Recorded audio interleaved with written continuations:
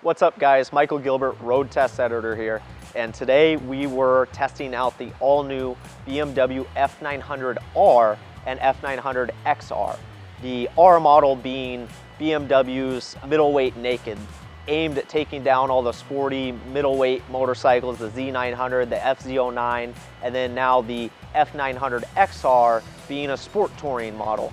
Both these motorcycles, they receive the exact same changes. They have an all-new 895cc parallel twin engine, all-new frame, and we got to experience a lot of its capabilities today on the central coast of California with surprisingly great results. Going back to that all-new parallel twin engine, very, very smooth from the get-go. I tested all the riding modes from rain to road to dynamic, and then Dynamic Pro, which is part of BMW's Ride Mode Pro package.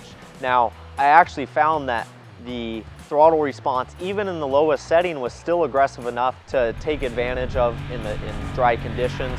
While switching over to the most aggressive, the Dynamic Pro ride modes, it's not overly aggressive and you can really ride the motorcycle the way you want and get aggressive with it in the turns. From about 5,000 RPM where it's comfortable on the highway all the way up to its red line of about 9,000 RPM, this motorcycle tugs. BMW says it's worthy of 95 horsepower here in the United States, and that's at 8,500 RPM. A pretty competitive number. Speaking for the chassis, the BMW F900, both the R and the XR models are very nimble. They like to carve side-to-side transitions, and they're really lightweight feeling. That being said, I think that BMW, they skipped a little bit on the front fork. It's non-adjustable, and it feels overly harsh, especially in small bump compliance. It likes to kind of skate over the top of bumps and never gives you that planted feel that you're looking for. Overall, I think it's a very sound chassis. If I were an owner and I was going to go long-term with this, maybe I'd look at upgrading the forks with some kind of cartridge and allow that adjustability. The shock, it comes with spring preload adjustment and rebound adjustment. Now, both these motorcycles, you can add BMW's ESA, their semi-active suspension package, but that will only upgrade the shock. It will not upgrade the front fork. What's really cool about both these middleweight nakeds is the electronics package. You get a full electronics package with throttle response settings, traction control settings, and ABS settings, various modes in each, and you get a 6.5-inch TFT dash that displays all this information. I think that's a really unique feature, especially for motorcycles that aren't overly priced.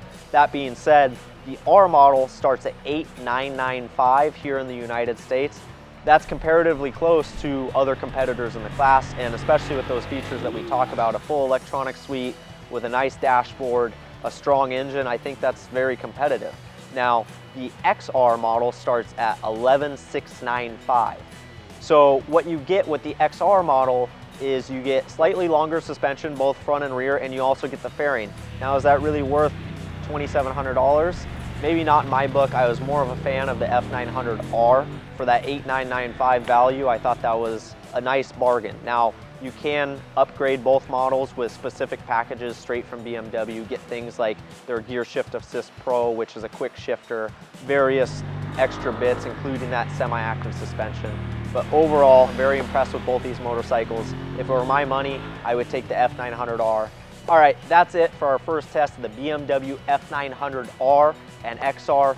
Both motorcycles, impressive. I think that the R is a bargain.